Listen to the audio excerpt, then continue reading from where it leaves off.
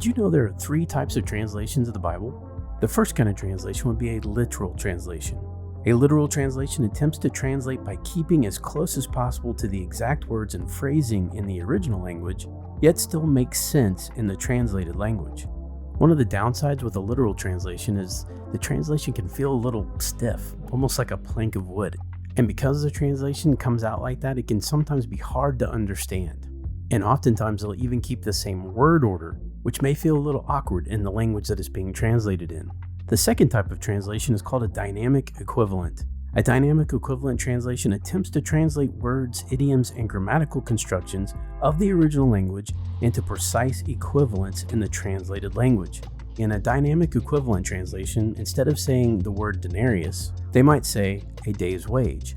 Whereas in a literal translation, they're just going to say denarius because that's what the text says. And then the final kind is called a paraphrase. And a paraphrase translation attempts to translate the ideas from one language to another with less concern about using the exact words of the original. Such a translation tries to eliminate as much of the historical distance as possible, and they attempt to drive us closer to what the original meaning was and span the gap of 2,000 years. So which translation is the best? Leave a comment below and follow for more Bible micro learning.